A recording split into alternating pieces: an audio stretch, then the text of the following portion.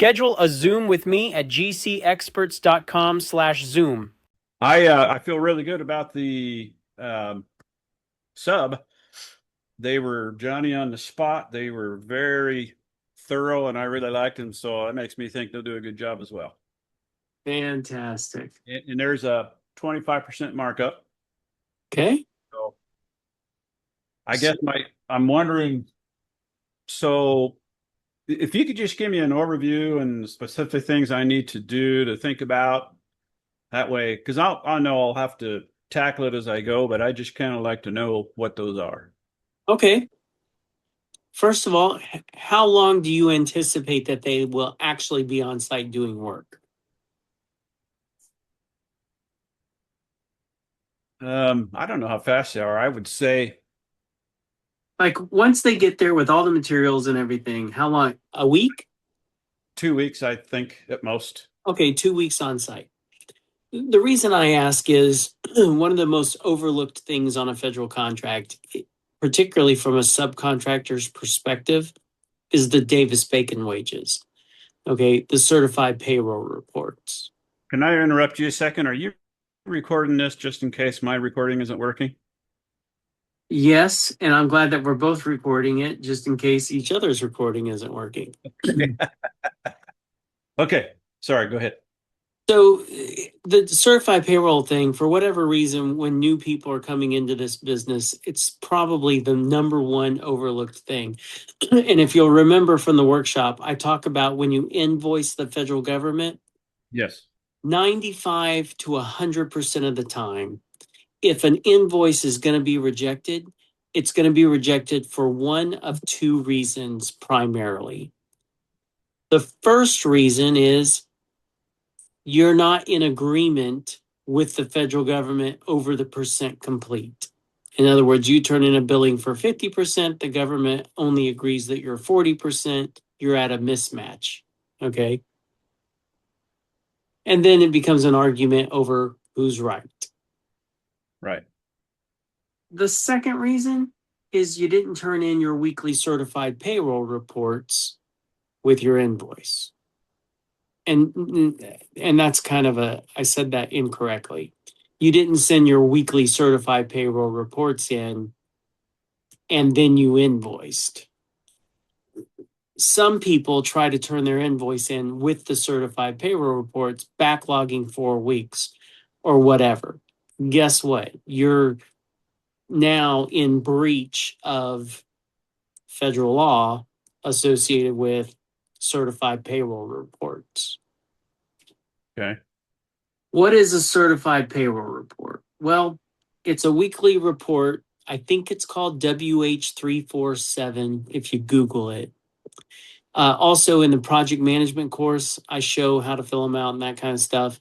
Also in the bid tracker website on the paperwork section, I think it's under miscellaneous where you get a blank one. And I think somewhere in the paperwork section, I have it filled out. Oh, I know where it is. It's in the welcome package for a subcontract agreement. But regardless, all it shows on a certified payroll report is who is out there, how many hours, and what wage rate from the wage rate determination sheet that should have been part of your solicitation. You can pay, or I say you, the subcontractor can pay his guys more, but he can't pay less than the hourly wage rate. Right.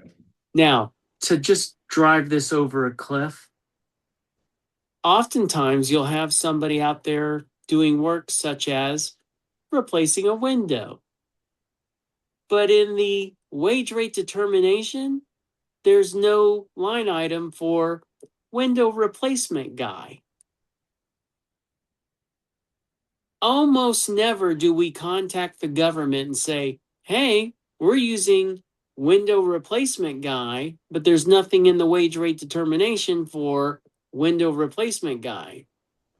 What do you want us to do? Jesus Christ, does that throw a wrench into the gear system? Oh, man. Don't do that. Okay. we have a reasonable right, a right to a reasonable interpretation of the contract documents as a whole. So it's up to you to make the interpretation of what the government meant when they said painter, but not window replacement guy. Or they said laborer and not window replacement guy.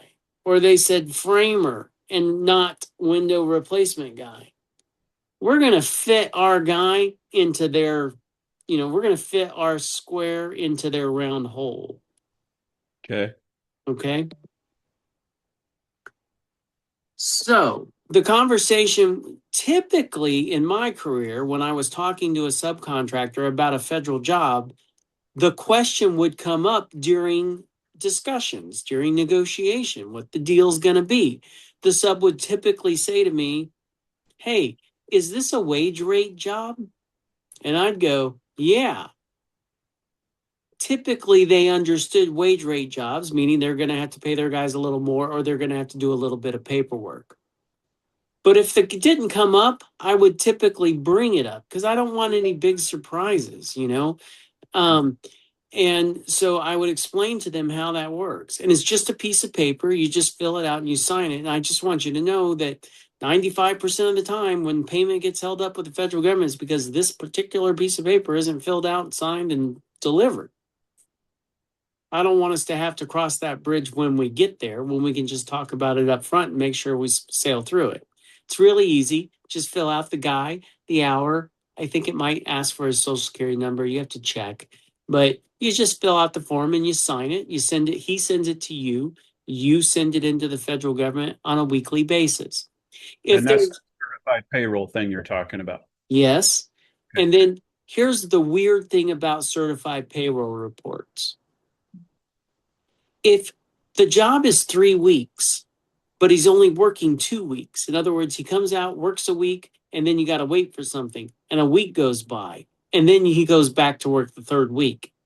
You have to send in a certified payroll for that second week that says 0, 0, 0 each guy. Okay. They require it to be continuous. Right. So that's how that works. Okay. As far as any other gotchas, it's like any other construction job. You just coordinate with the guy. Oh, here's a tip. I don't even know if I talk about this in the project management course. I'm guessing I was smart enough to do it then, but I'm thinking about it now.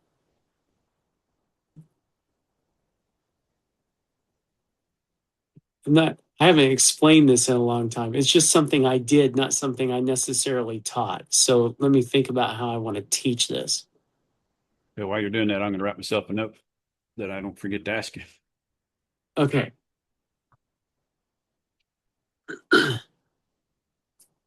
Sometimes in construction, we tell the government, hey, we're going to start on Monday because you've coordinated with your team to start on Monday. Okay. And then all of a sudden the federal government comes out and goes, whoa, whoa, whoa, we're not ready for you to start on Monday. Well, Jesus Christ, do you know what that changes on my side when they say they're not ready to start on Monday? Do you recognize the issue? Mm-hmm. They're getting ready to mobilize. They got all their shit together, blah, blah, blah. And then all the government's going, whoa, whoa, whoa, we're not ready to start on Monday. There were times in my career where I told a little white lie, knowing that we're not starting till Wednesday or even the following Monday. I would contact the government and say, hey, it looks like we're going to be mobilizing on Monday, just to see what they say. So if you're actually going to start that Wednesday, you would say we're going to mobilize Monday? I've done it 2 weeks in advance. Oh, okay. Now, listen to my wording. It looks like we're going to be mobilizing on Monday. I'm not telling a lie. It can look like that. Perhaps we are. You can choose your wording. Okay. But over the years, I have used that as a strategy to figure out where they're at.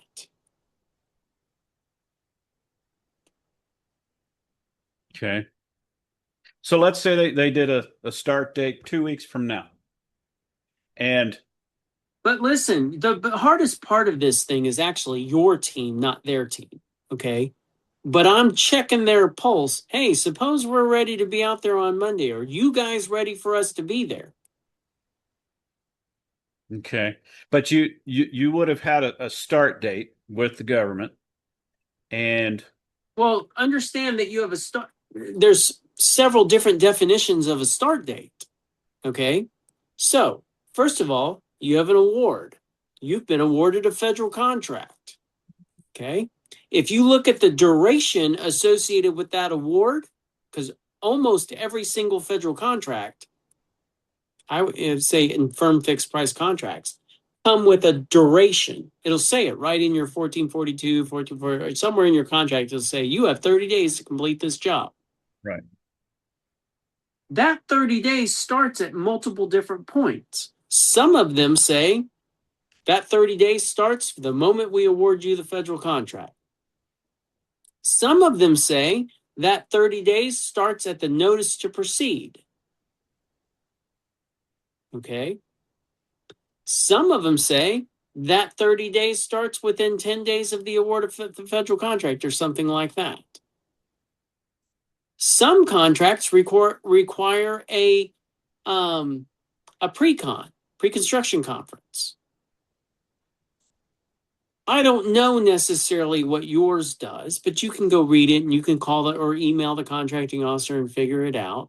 Okay. Okay.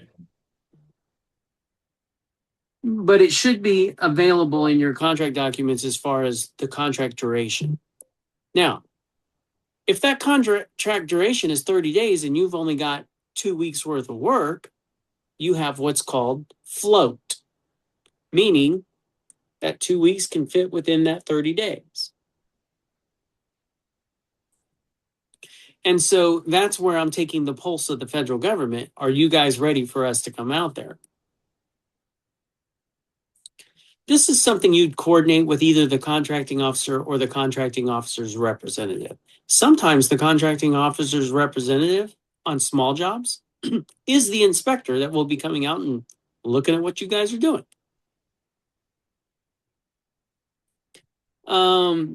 So does that answer your question? I think so. I just got to pay attention to all those details and figure that out. Yeah. Once you go through it a time or two, it becomes a lot easier because you actually see the process. You know, it's just a learning process like anything else. One thing I know about you, you're willing to do the work. And I like that about you. And I may telegram you just to double check. Who knows? Oh, I'm always here for that. Yep. Excuse me. That you are, and I really appreciate that. So these windows are going to have to be ordered. And from my store, when we order windows, it can be 3 to 6 weeks before we even get them. And so I imagine they're roughly the same. So I could probably negotiate with the CO a start date of approximately that date, or what are your thoughts on that? Something like that. I'll tell you this. I'm sorry, I can't remember if this is a FAR or a court case. Sometimes it gets a little confusing. But essentially, it boils down to if you can't control the delivery date of material, it becomes what's called excusable delay. You don't get any extra money for that shit, but you do get extra time. And that would be excusable for like that because they're manufacturing the windows when you order them. That's right. Okay. I'll bet that's a FAR thing. Honest to God, I can't. There's so much stuff in my head that sometimes I'm looking at all my different things in my head right now and I can't specifically remember.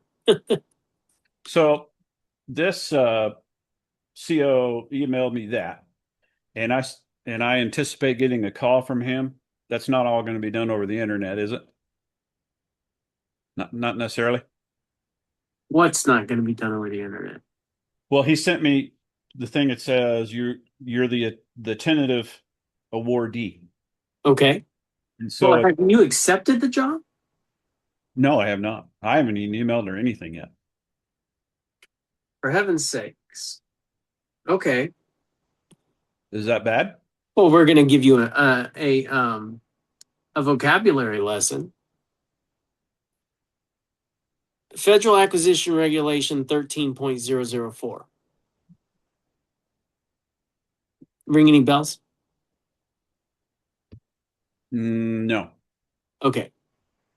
This is a great educating moment. I want you to pull up FAR 13.004 on Google. FAR 13.004. Yes. Legal effect of quotations. Click on that. Read the first sentence out loud, stop at the period.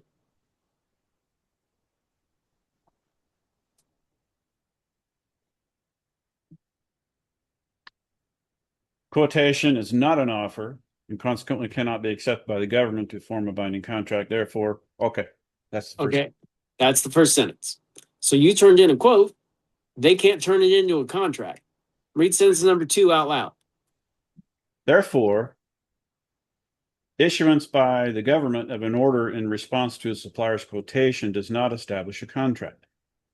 The government's worried that not all contracting officers understand sentence number 1, and they're worried that someday a contracting officer might take your quote and turn it into a contract, even though sentence number 1 says they can't do that. So what sentence number 2 is clarifying is that if that ever happens to you, don't worry about it. It's still not a contract. Okay, now read the rest of the paragraph so we understand what creates the contract. The order is an offer by the government to the supplier to buy certain supplies or services upon specified terms and conditions. A contract is established when the supplier, me, accepts the offer. You answered your own the question I was about to ask you. Who's the supplier? Me. Okay. Now, did you accept the offer? Nope, haven't even said squat to him. That's why I was waiting to talk to you. You called me up and said, I got awarded a federal contract. Wrong vocabulary. Okay. You're what's called the apparent low. Yes. Okay. And so you have to make a decision. Do you want the job? I think based on the numbers, you said yes. But technically, right now, you have 4 options. You remember what they are? I got them written down. Let's see. I can say, I'll look it up. But go ahead. Don't look it up. I'll teach you. Number 1, you can accept. Yes. Hey, I'll take the job. Number 2, you can withdraw. Get lost. Yes. We're too busy. Number 3, you can negotiate. Hey, I know I turned it in for 81. We need 91. Okay. And number 4, you can stall for more time. Okay. Sorry, too busy. I got to call you back in 24 to 48 hours. Wasn't expecting that I was going to be the apparent low. I remember you saying that. Yep. So what do you want to do? Did you have a conversation with the sub about certified payrolls? Yes. I make that clear on all my SOWs for sure. Good. I mean, if you're fully covered, it's your first job. Even though it's not going to be a massive windfall of money, you're going to get one under your belt. And I guarantee you that once you get the first one, the second, third, and fourth are a lot easier because you can use the first one as a reference, basically. Reference. That's the word I was looking for. Reference. That's what I'm thinking too. It's about a $16,000 profit, which is fine with me. Yeah. You know, that'll help because I'll use the shit out of Trip then. And that gets me the one under the belt, and I feel good about these guys. Did Trip help you get this job? I'm sure, yeah. That's awesome. That Trip is fucking amazing. It's like, I tell my wife, it's like Sean sitting next to me, and I hand him all my stuff and say, figure it out and write it up for me. That's what I told her. She says, really? I said, yeah. I said, It's not 100%, but it's pretty damn close. Yeah, and he's getting better all the time. So I'm thinking that I need to call the sub and say, hey, it's looking like we're going to be the awardee. I want to Yeah. check. Well, Check. and so I want you to double check your numbers, make sure we're all good, make sure that we can get the windows in a reasonable amount of time, and you know, if you feel comfortable right now on the phone, I'll go ahead and accept the deal, and yeah, that kind of thing. Now I this, just, I'm sorry, the CO emailed me and I haven't emailed anything back. Do I just wait for his call or say thanks for the response or just leave it? well, first of all, you know, there's this funny thing in the military where they always say, if you can sit, wait, how's it go? If you can sit, don't stand. If you can lay down, don't sit. If you can be asleep, don't wake up, or some shit like that. It's a pretty funny little saying. Okay. But when I think about it in terms of if someone texts me by SMS or text message on my phone, they're wanting my immediate attention, or Telegram, that kind of thing. But if someone sends me an email, I'll get around to an email. Okay. Okay. If somebody calls me, they need me right now, you know, Right. that kind of thing. Like there's this hierarchy of how important shit is based on how they communicate with you. Gotcha. Nobody in the world is expecting an auto response to their email. I don't. The government shouldn't either. Plus, they're busy. It's one more thing that guy had to do today was tell you that you're the apparent low. Now, can you sit on it until he contacts you again? You could. But I mean, look, you're the apparent low. You're in the magic time zone from the workshop. All the magic happens right here. This is your money making opportunity. What do you want to do with it? Well, you want to shore up the team that's going to get this thing accomplished with as little involvement of you as possible. Yes. That's a conversation I'd be having with the sub. Okay. Plus, it wouldn't hurt to call somebody else. I mean, you're the apparent low, whatever his number is, 81, 70, 65 grand. Maybe somebody else do it for 55. I don't know. I got two bids. One was 111. This one was 65. I have Well, discovered that is a major secret, getting at least two bids before I do a quote, if I can. well, hold on a second, though. I'd call the 110 guy back and say, hey, man, I'm looking at another quote here for 65 or whatever the number is. Okay. And I want to find out, like, when you quoted this thing, were you quoting like, fuck, man, I've got 100 jobs going right now. And if you want me involved, this is what it's going to cost? Or was something major driving that number that I'm not aware of? Because you know, I enjoyed our conversation and you sound like a reasonably intelligent guy. I'm just trying to figure out where you're at on this thing. Do you even care? Because that might expose something that the other guy missed. Good point. Okay. That's something that I would be on top of right after I got off this phone call with me. Okay. I mean, you could be talking to a guy at 65 that looked at it and went, that's 65 grand worth of work. And then you give him a contract and he goes, holy shit, the windows are 55 grand all by themselves. Well, they're a glass company. They went out and looked at it and measured and priced them. So I feel pretty Well, good. But then you're right. if you, look, I'm not saying this specific situation. I'm just saying over the years, it's been helpful to call the guy that was wild ass fucking high and ask him what was driving the number, because it could be several factors. And I say the factors to him. In fact, in today with AI, I'd probably say, hey, I got these two bids and I want to call the high bid. to see if I can uncover anything that the low bid might have missed and see what AI or Trick tells you or whatever, you know. And then with my final conversation with the guy that I'm going to go with, also in the workshop, I talk about the last question I ask is that the best you can do? Do you remember that story with the fan, the 125 horsepower fan? I think so. That's a Yeah. good question.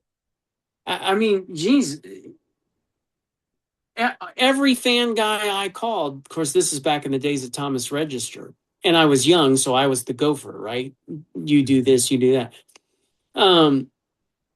They told me they needed to buy this 125 horsepower fan. I don't even know that I knew what 125 horsepower was. But anyway, I started making phone calls. 50,000, 50,000, 50,000, 50,000. And some guy answers the phone and he goes, okay, we can do that for 32,000. My 25-year-old brain was like, fuck yeah, man, we'll take it. But my boss was sitting there, my mentor, he was like, all right, tell him you call him back. I'll call you back. Why the hell are we telling him? Well, because you're going to call him back and say you talked to, the decision makers over here. And then when we're going to call him back, you're going to say, is that the best you can do? Okay. Hey, man, we talked to the decision makers. They want to know if that's the best you can do. And that guy says, let me call you back in 5 minutes. Calls back in 5 minutes and he says 23,000 or 24,000 or something. And immediately my gut instinct is, holy shit, man, I went from 50 to 32 to 20. Like, what the hell? My instinct was, we'll take it. And Don goes, tell him you'll call him back. I'll call you back. What the hell, Don? Why aren't we just taking the deal? And he says, because you never want to make that guy feel like he left money on the table. Mm. So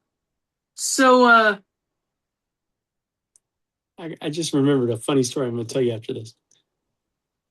So I call him back and I said, hey, we talked to the decision makers and it's a little higher than our budget is, but we'll take the deal at 23. And we got the deal. And the guy didn't feel like he left money on the table, I'm sure. 30 years later, yeah, probably about 30 years later, I invent Trip. And one of my clients who does massive federal contracts, like he used Trip to win a $30 million federal contract. Ooh. He wants his own version of Trip. But I didn't know he had just used Trip to make a $30 million contract. But he wanted a highly customized, personalized version of Trip. And I said, I don't know, man. I mean, at that point, I was about $125,000 into developing Trip. I said, I don't know, man. I'm about 125 grand into developing this guy. If you want a customized version of Trip, I'm thinking it'd be about $25,000. And he goes, okay, I'll take it. And I'm like, motherfucker, I should have said 50. Like, what the fuck? Like, but I had no idea that he had just used Trip to win a $30 million contract. I'll be damned. Yeah. So left money on the table, I'm sure.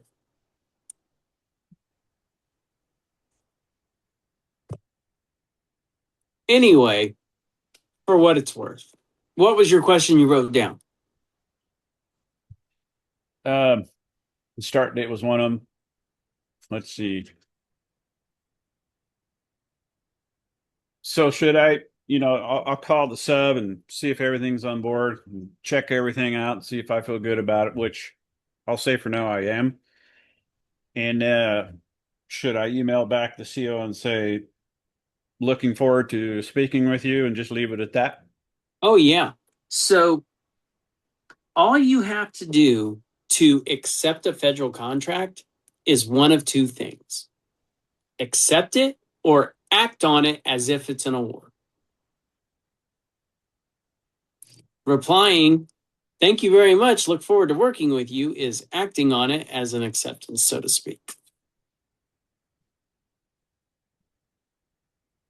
Okay. So I want to be real damn careful what I reply back. Depends on if you want the job or not. Okay. Well, again, Sometimes they get sneaky about it. Hey, is your pricing still good, Andy?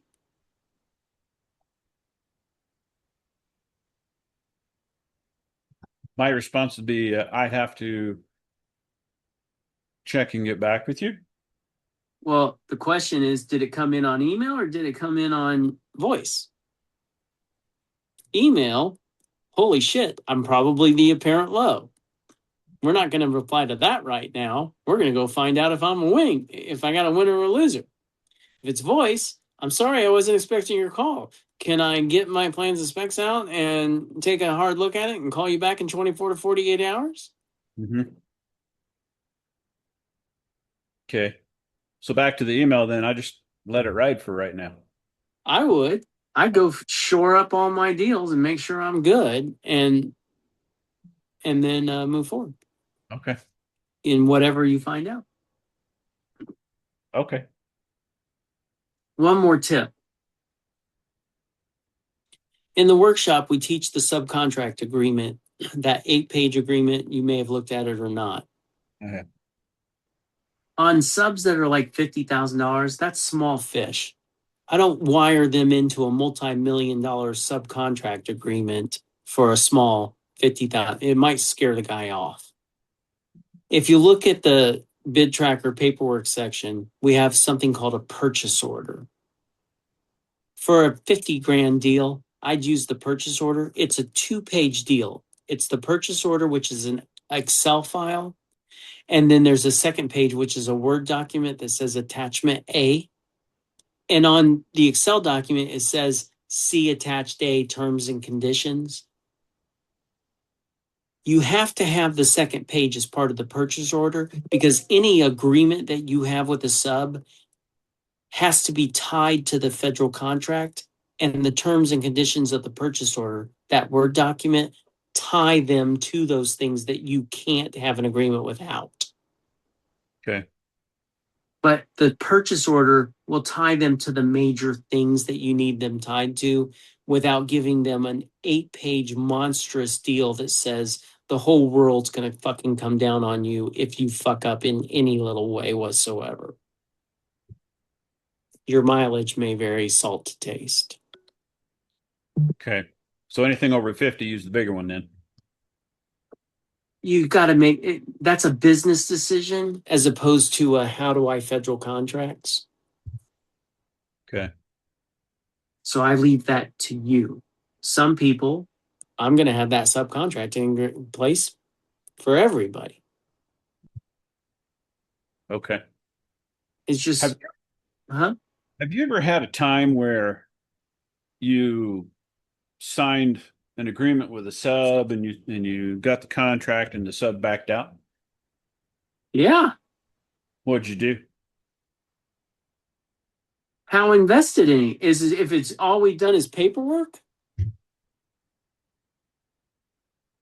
Mm-hmm. Okay. Like, I mean, in other words, he didn't go out there and work for a week. In other words, that if he's worked for a week, he's invested. Okay. If he hasn't done any work and all he's done is sign the agreement, and then he shits his pants and goes, nope, we're not doing the job. What are my choices? Go find somebody else to do the job. It's an awarded federal contract. Yeah. I mean, it's time to put your big boy pants on. Okay. Now, technically, could you go in and sue his ass for the difference in cost? Sure. You got time for that? And expenses. What about tying them to a bond, even if it's not required? You could. You could absolutely require a bond. And in fact, if you ask my dad, I think he's a little bit senile on this particular issue and not senile on others. He says that back in the day, at the height of our career, we were requiring bonds on all subcontractors that were $50,000 or more. I'm here to tell you, I was writing those agreements. Me, personally, we were not. On subs that were over $100,000, it wasn't quite mandatory, but it was heavily enforced. Here's the reason. We were making a shit ton of money. We could handle a $100,000 problem in raw cash. Okay.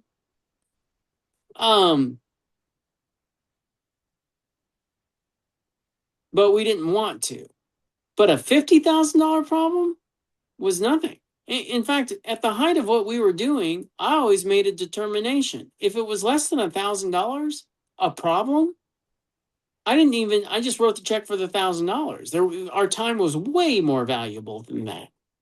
Okay. Mm-hmm. But if it was over $1,000 or $2,500, I'll just give you an example. I got a client in my program right now. He's been a client for 15 years, Eric. He calls me up, I want to say 4 weeks ago. He says, Sean, I want to talk to you about this problem. Okay, so we start talking about the problem. Now, keep in mind, this guy's a $15 million a year federal contractor. Once he's describing the problem to me, I'm starting to figure out that we're talking about a very little amount of money. And I said, Eric, how much are we talking about? He says, about $2,500. And so I said back to him, I'm like, $2,500? Like, that's not even worth your time or my time to sit here and talk about it, but we're on the phone anyway, so let's talk about it. So we start talking about it. And I said, now let's talk about the flip side. If you decide to go after that $2,500, what are the unintended consequences? Well, she might not give me any more work. I said, how much work did she give you this past year? Almost $2 million. So you're going to run that risk over $2,500? And he goes, nope. I went, well, there's your fucking answer. Okay. Okay. Well, nothing else comes to mind. Yeah. I'm sure I'll be telegramming you. I'm here for you. Well, thank you for your time. Anything else that you need to impart upon me? Like the grasshopper thing? Yeah, I always say, there's a whole bunch of years of stuff you got to ask the right questions to get it out. And some things that I do get out lead me in, down different rabbit holes. But I think you're going to do just fine. I mean, for fuck's sake, where you're at in life and everything and your business and everything, even if you break even or make a little bit of money or one way or the other, get one under your belt and start moving forward and getting more. That's how I see it too. Yeah. Okay. Well, cool beans. Are you feeling better? Yeah. Yeah, the gallbladder thing was nutso. 1 star, don't recommend. Oh, I bet. What does the gallbladder do for the body? For heaven's sake, I actually looked into it after, of course, they took my gallbladder out. So it's basically a traffic cop between your liver and your stomach, or at least the way that it's been explained to me. And it's got 3 valves. So just think of 3 pipes going between your liver and your stomach. And there's 3 pipes with 3 valves. And the gallbladder is sitting there taking signal from your mouth. So you stick something in your mouth and the gallbladder goes, oh, he's eating steak. And so it goes over to the valves and adjusts the 3 valves for steak. Okay? And then it goes, oh, he's eating oatmeal. And it goes over and it adjusts the 3 valves for oatmeal. So then what happens when you jerk the traffic cop out of there? Well, the valves are sitting there at the setting that it was for the last time that you ate. And it's basically stuck there for a little while. So that's why you get this wide range of people saying what happened after their gallbladder surgery. Some people, Jesus, I was shitting my pants for 2 weeks after I had gallbladder. Some people say, shit, it was no big deal. No gastrointestinal problems whatsoever. And then there's a mixed bag. I was sitting around here freaking out because the last thing I ate before my gallbladder issue was a large fucking pizza. Well, it wasn't a large, but it was a big pizza with 2 fresh jalapenos, eating them like pickles. And I'm thinking, I'm fucked. I didn't have any issues at all. So Good. whatever, and then what happens over time is your body starts to figure out there's nobody sitting there manning the station, and it starts figuring out how to adjust it over time. They say stay off like butter, that kind of stuff, that it'll just run through you. I haven't had specifically butter, but I'm eating pretty normal for the way that I've always eaten. I cleaned things up a little bit just because shit like that happens, and you end up starting to make a little changes subconsciously. Yeah, But it hasn't really been an issue. I'll be darned. I got through it pretty scot-free. Came out of surgery, no pain, other than the pain from the surgery itself, but that's just soreness. And but basically no big deal. What alerted you to it? Were you feeling like shit or what? Let me tell you, the gallbladder will let you know when there's a fucking problem. Oh, and my gallbladder was a liar. So I eat this pizza, ate a couple of jalapenos around 8 or 9 o'clock at night. But keep in mind, I stay up pretty late.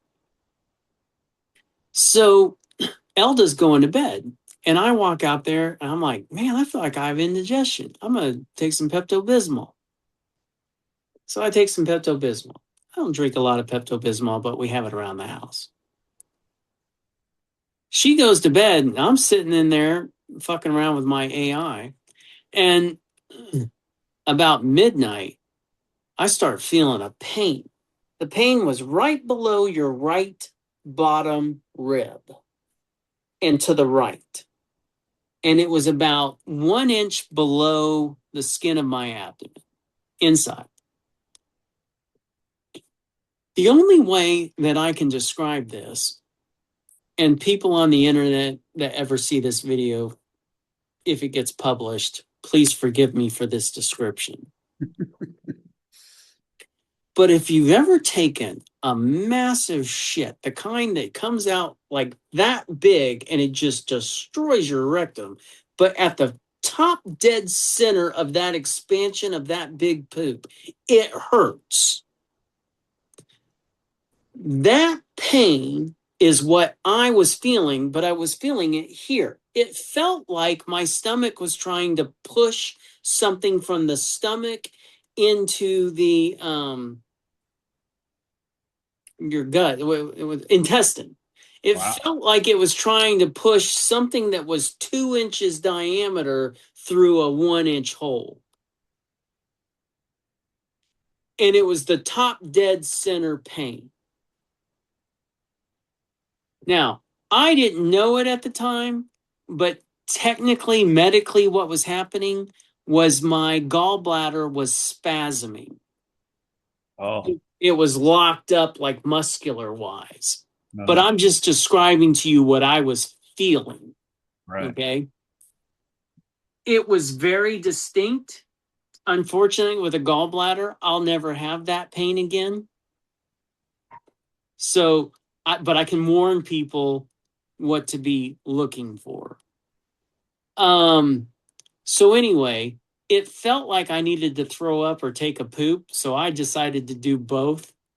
That didn't help. Pain kept sticking there. About 3 a.m., I decided I had had enough. Of course, this shit never happens at 1 in the afternoon. It's always 2 in the morning. Right. I go wake up Elda, which, by the way, taking my life into my own hands, waking up Elda in the middle of the night.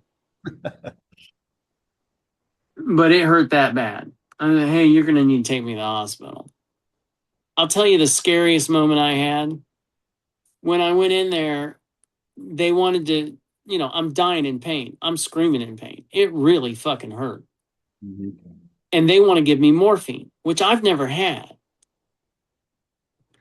And it's not that I'm against morphine or against drugs or whatever. do all the drugs. I got no ethical problems with this. My concern was, suppose you hit me up with that shit and it doesn't attack this specific pain. Now I'm just going to be high and still in pain. And I warned them about that. They hit me with the morphine. I immediately feel high. But then I realized it's still the same amount of pain. It didn't touch it a bit. That scared me. Scared me so bad I started crying, like literally crying, which immediately made me turn over and start vomiting all over the place because it scared me. Yeah. And so now I'm sitting there high, wide awake in full pain. And then they decide, well, okay, we're going to give you fentanyl, which scared me even more because fucking people die on fentanyl while they're assuring me, no, it's not that kind of street grade fentanyl. Whatever, I'm still in pain. They hit me with that.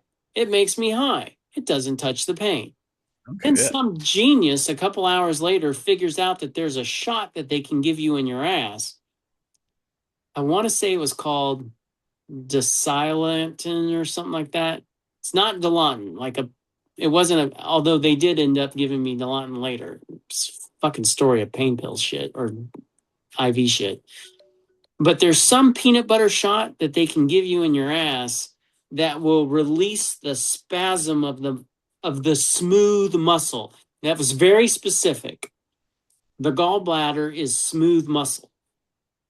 So if you remember that, you'll know how to tell the doctor, I want the shot that releases smooth muscle. Whatever that shot was, solved the pain, the immediate pain. Really? Yeah. So now you've got an education on shit that you didn't necessarily need, but you asked for it. I might. Never know. Or at least my understanding of everything I went through. And then, 18 hours later, Bob's your uncle. They got me in the surgery and everything felt fine afterwards.